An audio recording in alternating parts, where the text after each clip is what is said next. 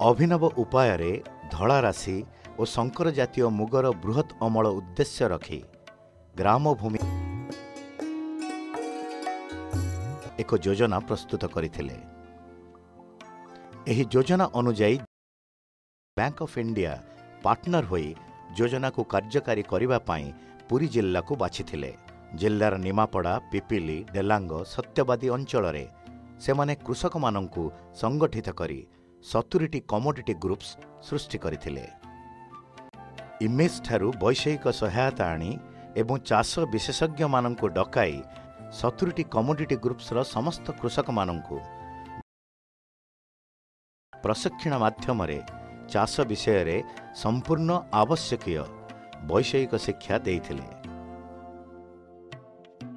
अच्छा, मेन हला कार्यक्रम तो अपन जानछनी कार्यक्रम किनिबा पूरा दायित्व हमर, तेणु आप जमार ये करेंगे जहाँ आम सर्वनिम्न मूल्य अच्छी बर्तमान 4200 टंका अच्छी क्विंटाल 4200 टंका तो मिल मुझे देखी कौन करा कौन ना कहीं ये गाँव तो आम पुराना संपर्क प्राय 3 एकर 4 एकर जमी आम पकईचु। ए वर्ष भल फसल होईटा इमेज जो देइछि ये टेक्नोलोजी भी आमको देला ता द्वारा चाषी माने भल उपकृत हेले। आमर दैनंदिन खाद्य प्रस्तुति रे तेल सबुठी दरकार। राशि तेलर चाहिदा विदेश रे बेसी। आम देशरू राशि तेल रप्तानी करा जाउछि। पारंपरिक रीति रे आमर चाषी माने कला राशि चाष करंती, किंतु कला राशि अपेक्षा धला राशि गछरे बेसी शाखा बाहरी थाए और फल मध्य बेसी हुए।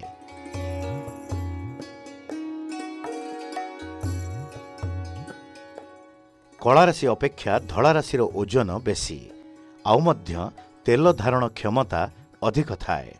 बाहर देखी धला राशि डिमांड बेसी लडू हिसाब रे कि केक हिसाब रे सेटा जाए। ऑयल कंटेंट भी तार बेसी। कला राशि हमर एई कंडीशन फलिबो। धलाटा जेहेतु आम देखुले प्रति वर्ष आम एमती होता 5 वर्ष आम चाष करूँ एमती होता फल गोटे पेंथार 5टा 7टा लाहा रोला। राशि चाष 70 दिन मध्य अमल होता है। एही चाष पई पानीर आवश्यकता अछि। जो जमी रे धला राशि चाष करिवे सेही जमी रे प्रथमे किछि परिमाण रे जलसेचन करी 2-3 दिन खरारे छाड़ी देबे। माटीर पाग ठीक होई आसिले लंगल बा ट्रैक्टर माध्यम रे भल भावरे गुंड चाष करिबा आवश्यक। चाष समय रे एकर पिछा 2 टन कंपोस्ट सहित डीएपी, पोटास, यूरिया और बोरन आदि व्यवहार करिबा उचित। बिहन बुणिबा पूर्वरु विशोधन करिबा निहाती जरूरी।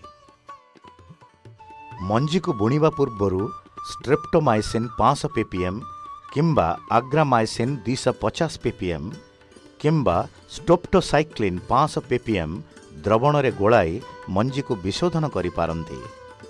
किंबा किलोग्राम मंजी प्रति कैप्टान बा थीराम 3-4 ग्राम किंबा बाभिस्टिन 0.1 एवं थाइराम 0.2 प्रयोग करी विभिन्न फंगस जातीय रोग पाई बिहन विशोधन करा जाय थाए। राशि बिहन को बुणिबा पूर्वरु बाली रे मिसाइबे, कारण मंजी छोट और हाल्का होइथिबारु गोटे गोटे जगारे बहळ पड़ी जिबा संभावना थाए। भल भावरे हळ करि सारला परे मही देई बिल को समान करिदेबे।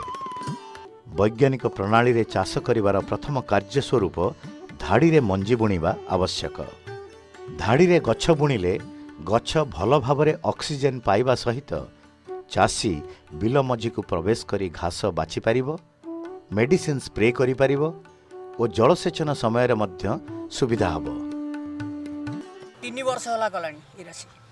एटा गोटे कोन कि स्पेशल राशि आज्ञा भल राशि धला राशि याठू लाभजनक फसल केही आउ नाही। 3 वर्ष जो करिथिले सेउडा भी आपण लाभ भल पाइथिले? आज्ञा बहुत लाभ पाइथिले। एटा कोन किछि स्कीम रे करछंती ना निजे सब?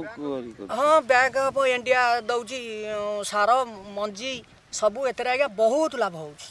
धान चाष ठू आज्ञा अधिक लाभ ये या लाभ केही देबेनी। के दिन हैला बुणा हैछि? ये 8-10 दिन हैला बुणा हैछि। गछ होयलानी ये धान एमती ओपड़ा हबो, पानी छिंचा हबो आउ एतरे सारा फार सब दिया हैकिरी पड़ी कौन सार दिया एतरे गोटे बस्ता डीएपी दिया है 20 किलो पोटास अणुसार 5 केजी दिया है आउ पानी छिंचा हम बछा हम औषध पड़ो जहाँ जहाँ नियम सब आमको आज्ञा करिया पड़ो भारी लाभ ये गछ बढ़ी 1.5 फुट रु 2 फुट हो गले फूल धरे। एही समय रे माटीर बतर देखी जलसेचन करिवे कारण राशि गछ को पानी दरकार। भल अमल पाइबाकु हेले रोग पोक नियंत्रण मुख्य कार्य होइथाए। शतकड़ा 2 भागरु 5 भाग फसल रोगरे आक्रांत हेले निर्दिष्ट रोग पोक पाई दमन व्यवस्था ग्रहण करिबा उचित। साधारणतः 3 सप्ताह बेलकु सेभिन गुंड एकर प्रति 800 ग्राम थायोडान 400 सीसी को 200 लिटर पानी रे मिसाई गछ 15 दिन रु 20 दिन हेले थरे और फूल धरी आसुथुवा समय रे आउ थरे स्प्रे कले विभिन्न प्रकार रो पोक आक्रमण होई न थाए। तेणु से सार मंजी ये सब ऋण आकार आमको मिली आमको तो दिखाई माने एकर 3033 टकर दिखाई डीएपी तापर अणुसार सल्फर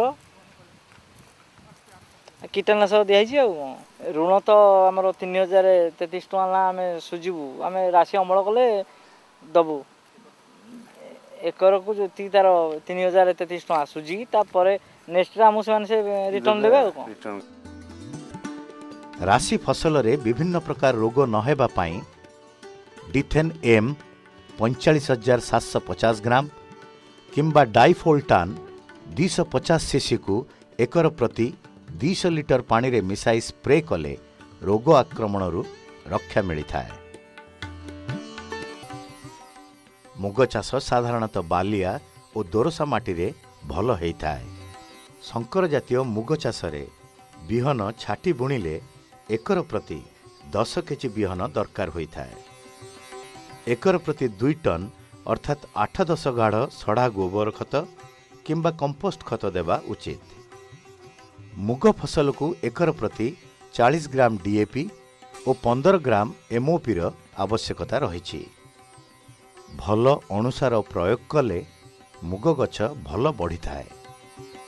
शतकड़ा 2 भागरु 5 भाग फसल रोगरे आक्रांत हेले निर्दिष्ट रोगपोक पाई दमन व्यवस्था ग्रहण करिबा उचित। मुगरे साधारणतः 3 प्रकार रोग देखा जाय थाए जासित एवं व्हाइट फ्लाई कैटरपिलर बटल्स।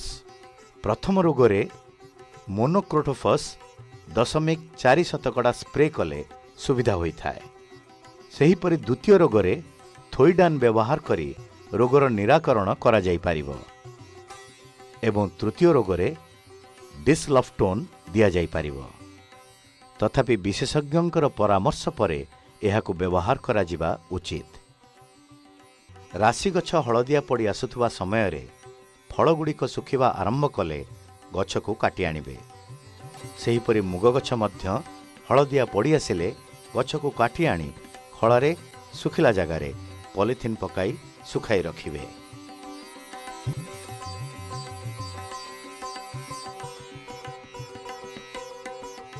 आम 4 वर्ष है धड़ा राशि कर